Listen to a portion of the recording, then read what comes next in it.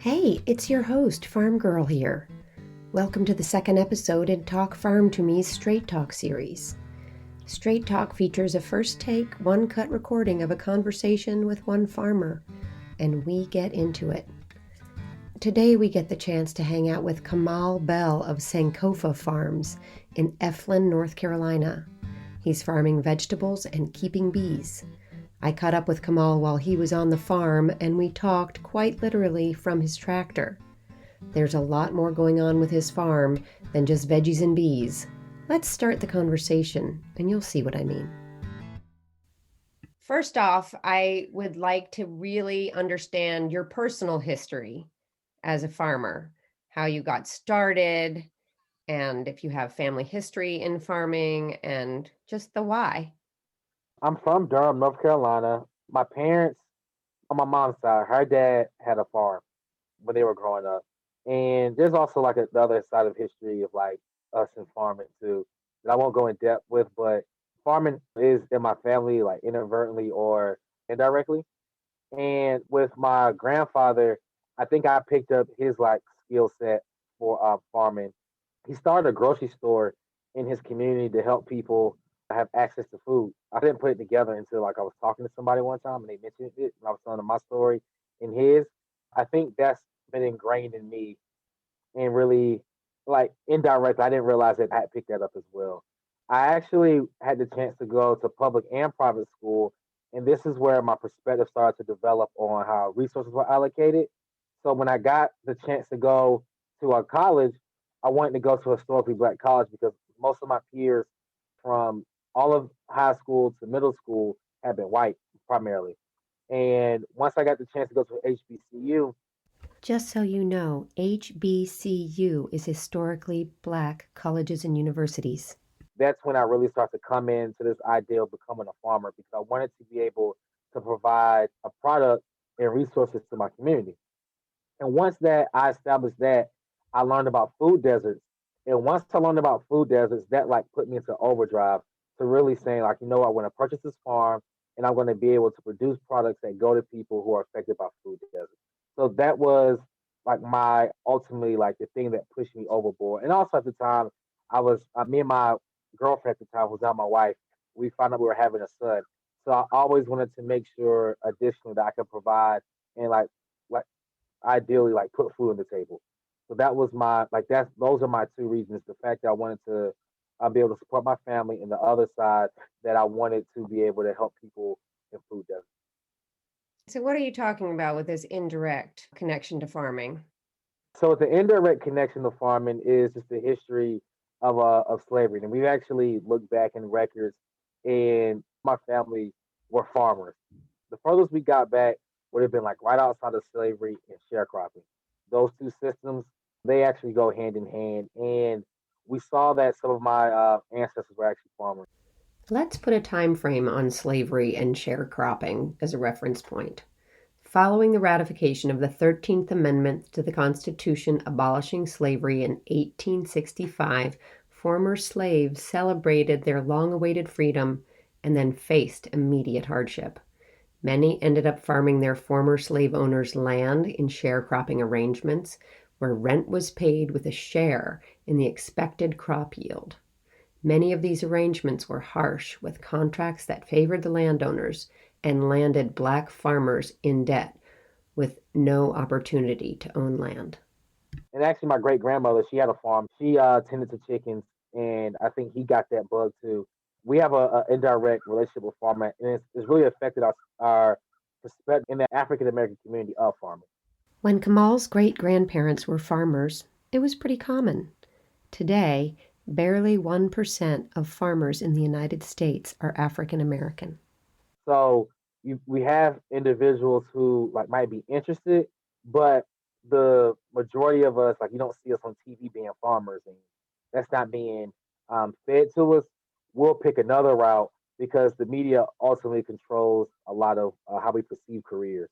So I think that it's just been interesting to see people warm up to the fact that I'm a beekeeper, that I grow vegetable crops, I work with youth at the farm. It's kind of like challenging all of our ideals we developed about the farm. I'm glad that you shared that with me. Can we talk for just a little bit before we get into these issues? Can we talk about your farm, particularly what you're growing, where you're selling it, how you're doing that? Can you talk to me about that? So right now the farm is 12 acres, but we're only working on three right now, and we have some pretty cool plans that I don't want to spoil. But we have some pretty cool things coming up with the farm this spring, and we're right now we have four tunnels or caterpillar tunnels, and they're greenhouses to anyone who's new doesn't know what caterpillar tunnels are. And what we're able to do with them is grow all year round. So the type of things that we grow here are kale, lettuce, mustard greens, and collard greens right now. We'll be doing some more chard later in the year for the spring, well, the early part of the spring. We're going to be doing tomatoes, watermelons, cucumbers, and squash as well, and okra. So those are some of the things that we grow. And right now we're working with distribution services that may have a mission to getting food to people in food deserts, or they may have a mission to get people who have been recommended by the physician to eat healthy. And then we actually just started a partnership with called Life Around the Table with the United Methodist Church. So those are the primary three organizations that purchase food from Sankofa right now, and that's also going to grow as we ramp up production here at the farm. Now, you just mentioned the name of your farm, Sankofa, and I did a little research that it is part of the Akan language from Ghana. And literally, it translates to "it is not taboo to go back and fetch what you forgot," or more loosely, "go back and get it." Now, why is that the name of your farm? Tell me about that. So Sankofa, we understand it in another way, which is the same premise, but we think about it as to remember our African ancestry as we move forward in life. So it's literally to go back and get it, and don't forget what has been lost. So I chose the name Sankofa because I wanted to build an institution and a business that actually was centered around our culture and our value system, and not build something that wasn't associated. No matter what I do, or no matter what anybody who identifies as being a person of African descent, no matter what you do at any point, we are African people. And we have to make sure that we embody our culture if we want to solve solutions. We can't use bits and pieces of other groups and then try to utilize them to fix our situation. I'm a firm believer that we need to be able to use our own history and our own legacy and our values to fix our present day problems. And in that, we have to then learn about our culture, learn about who we are as a people, and that gives us a better idea of how to move forward in this day and age. How did you come to get the land that you farm on, and how did you get started? So that we actually purchased our farm through the Farm Service Agency. That's a long story. We faced racism with the USDA at the point in acquiring the farm. But I was really denied the farm because they said I didn't meet the experience qualification that they had. But I literally was running a business, an agricultural business. My undergraduate degree is the animal industry. My master's degree is agricultural education. And then I also had managerial experience at North Carolina A&T Farm. And they still tried to deny me, so we had to appeal the farm. But part of their process was to have an offer of purchase for the farm. And I luckily just literally Googled this place and found it. I don't have any connections to this area that I know of, but I literally Googled this place, and then this became my farm. Racial discrimination is not new at the USDA. In April of 1999, the Pigford versus Glickman class action lawsuit was decided in favor of 400 Southern black farmers. Timothy Pigford, who filed the lawsuit, was a corn and soybean tenant farmer in North Carolina. The victory underscored racial discrimination by the USDA with regard to farm loans and assistance to black farmers. Over 13,000 farmers received settlements totaling nearly $1 billion in the largest civil rights settlement to date. So I can see how we get this big gap in land ownership if these guys are staying in these positions and they're bringing people up like them. They're making sure, like, literally what this guy did. As I started reading more and more black farmer stories, it was the same exact thing. Went pick up the phone. They tried to get me to bundle my house in with the land because they know if one fails, like you can't pay one, they take the other. Like it's little tricks like that that they use on people. And I like literally when I read other stories, I'm like, dang, this is exactly what they were trying to do to me. So it's just a cycle of values that they make sure that they instill. But I do think things may change with them in the coming years, but it's going to take a lot of work. Hmm. Or maybe it needs to be another organization separately that supports Black farmers. Like maybe we should start thinking about that. Like instead of depending on that system, maybe we create another system that specifically supports Black farmers, so we don't have to even worry about this happening again. So let's talk a little bit more deeply about food deserts and food insecurity, as it has to do with your local community there in North Carolina, but also more in general. Yes, I'm not a real big person on using a specific definition. I kind of take it as my own. So I define a food desert as a place where people don't have readily access. There's a radius that the USDA uses, but I typically don't use that radius because I think that there are a couple different parameters that create a food desert. The USDA defines a food desert as a low income census tract where a substantial number or share of the residents has low access to a supermarket. That doesn't quite get at or even near the heart of the matter. What's more important to think about when you hear the label food desert is to think about the lack of investment over multiple decades in poor and often predominantly Black communities. Kamal is addressing the real definition of food desert in his North Carolina community in multiple ways. Listen closely. Kamal explains further. So what I like to do is I like to do the education piece. We like to have the food ready. We like to incorporate youth to challenge this idea of what healthy food is. Because the healthy food movement is not that African Americans don't want to eat healthy food. It's just that culturally these items aren't relevant to us. Like these aren't things that we normally cook with. So when there's research being conducted, they're saying that people don't buy the healthy food. But it's more so in the sense of what you're accustomed to eating. So we've just been really trying to do our best at challenging the notion of what healthy food is per se. So a lot of the crops that we grow at the farm, we would try to make sure they have a connection to our culture and a connection to Africa. Does your definition of food desert or food insecurity intersect in some ways with what's happening in terms of the USDA's definition? It does, just based on the fact that we both, I guess, emphasize that people aren't having access to healthy food. So I believe in an urban area it's a mile radius, and I think in an urban area it's a 10-mile radius. I'm just real big on like that's not all that dictated if a person gets healthy food. There's a transportation issue, there's an economic issue, there's a cultural like there are all these different parameters that make up what we call a food desert. There's a zoning issue, like all these different things make up what the food desert is, and that definition doesn't really incorporate that.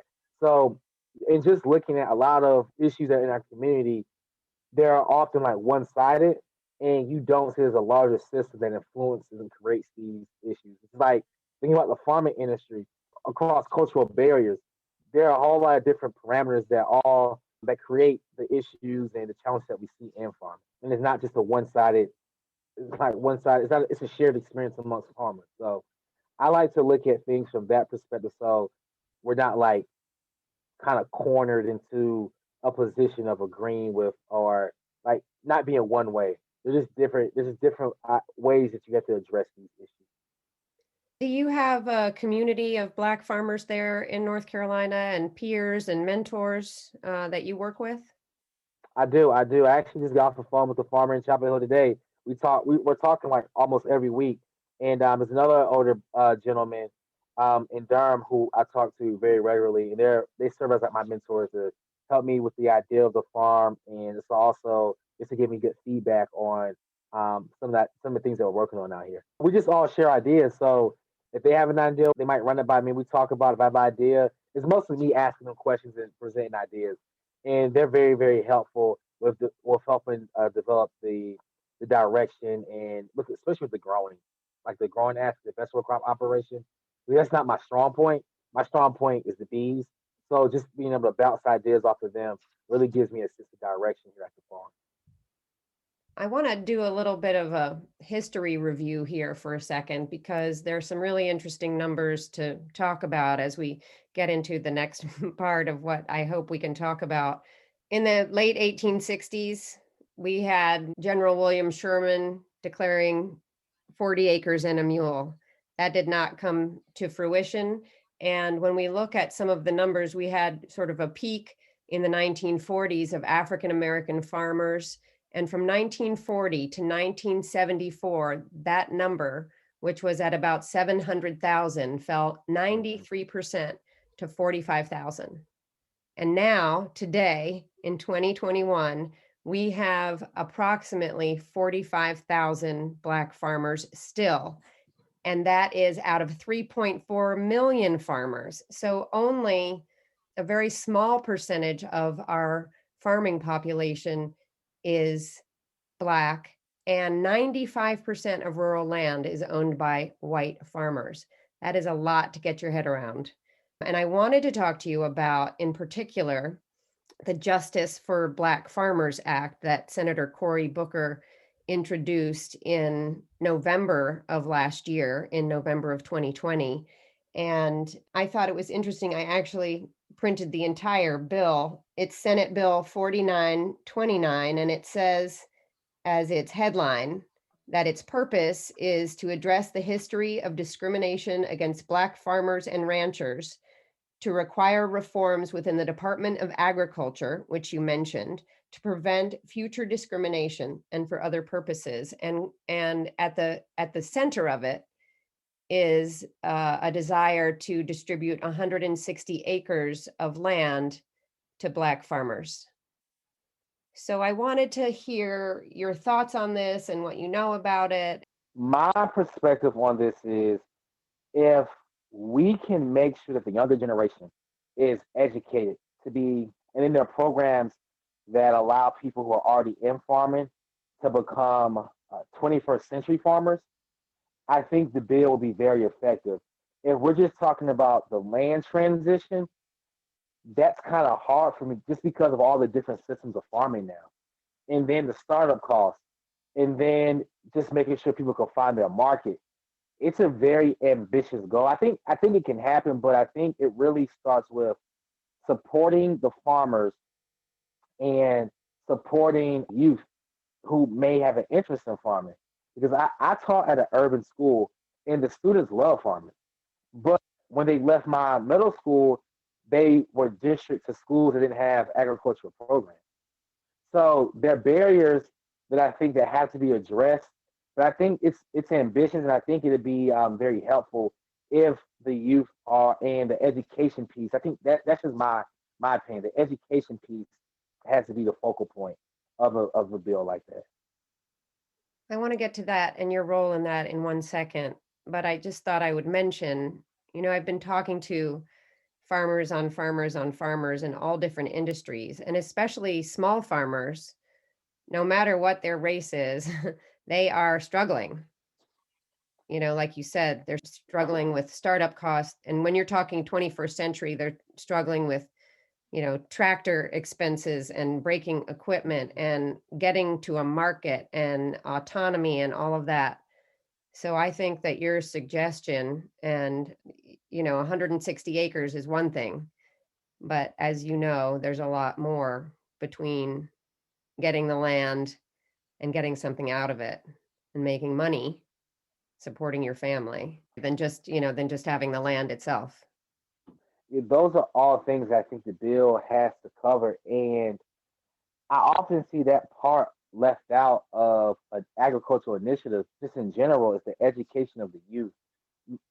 And I haven't quite figured out why, but that just seems to be a trend in agriculture across the board. Like, the youth aren't being prepared to tackle these problems. Well, it sounds like, 160 acres per Black farmer is sort of a sexy headline, but saying let's educate a bunch of kids on how to farm isn't as sexy a headline. But it's the headline you get. So let's talk about your agricultural academy and what you're doing with young people to fill this void. So what I decided to do when I started the farm, I was also teaching at the moment, and what ended up happening was I saw that the students were interested in the farm, and I was like, let me see if we can start a program at the school with these students who everybody said was at risk and all this like hoopla. Basically, it's a whole bunch of it's a narrative that's created so you don't punt resources to actually empowering the students. Like, oh, the school's going to free and reduce lunch. That bad thing is going at home. They want to be like it's a whole bunch of stuff to like justify why they don't invest in the child as much as they should. So when I saw this, I'm just like, look, I see the students literally improve by being in my class. So the principal at the time, I took the idea of the farm to her, and she ended up saying no, she didn't want to do it. So I ended up saying, you know, I'm acquiring this farm at the time. Let me go ahead and just start the program with you. So I brought some of the students out here, and they've been at the farm for 5 years. And they've just been learning how to build things. They've been learning how to help their community. They've been learning about what they're interested in. 4 out of the 6 students in the program are certified beekeepers. The students set up the irrigation lines. They operate the equipment. They are in the YouTube content with us. They've just grown from being at the farm. And I just think about how important that is because sustainability isn't just from a practical aspect working with plants. Like to me, the sustainability comes in with working with people. That's how you ensure that the system is maintained. Is when you pass the ideals on to the younger generation. So we take a sustainability approach from a humanistic aspect and not from a farming per se aspect. I like your philosophy. I don't think I've ever heard it put that way before, where the sustainability and the regeneration that everyone is talking about, they're talking about soil and they're talking about carbon sequestration, but Mm-hmm. nobody's talking about, raising the next generation of farmers in that way. And I think that's really interesting. I have loved talking with you. I'm wondering if there's something that you'd really like to talk about before we go. So we have plans to develop the additional 9 acres once we get this whole space into production. So there's secret plans. Yeah, there are secret plans. I don't want to give out. Yeah, we have some really cool things that you'll see from the farm that I think people will really enjoy in the coming year or two. I just hope that people as Sankofa grows sees that it's a model. Like it's much bigger than the space here, and that it will grow, and there'll be a lot of opportunity for people to support its growth. So I'm just excited that we're going to be able to build community with more people. I'm excited to see that happen and to have you back when you're ready to talk about your new big secret thing that you won't tell me about. I'll be back to talk about it. Okay, I like that. Farmer Kamal Bell of Sankofa Farms is farming 3 of his 12 acres, training young people to farm and to keep bees, distributing healthy food through churches and social service organizations to reach people in food deserts, and forging a career path for Black farmers. Kamal shared how legislators need to think more strategically about the bills they put forward because the true definition of sustainable agriculture involves our young people being able to farm well in a 21st century world. The Justice for Black Farmers Act died in committee last year. It was, however, resurrected by its original sponsor, Senator Cory Booker, and joined by new Georgia Senator Raphael Warnock. Keep your eyes on this bill. And Senators Booker and Warnock, maybe you guys want to sit down for a chat with Farmer Kamal Bell of Sankofa Farms. There's still time to go back and get it. Thank you for joining me for this episode of Talk Farm to Me's Straight Talk. You can find Farmer Kamal Bell on Instagram at Sankofa Farms. And you can find this podcast at Talk Farm to Me. I hope that you'll connect with me there too. Come and say hello at XOXO Farm Girl. For more information and show notes for this episode, including some key books and podcast resources about the topics we've discussed, head over to talkfarmtome.com and stay tuned for a new episode coming soon.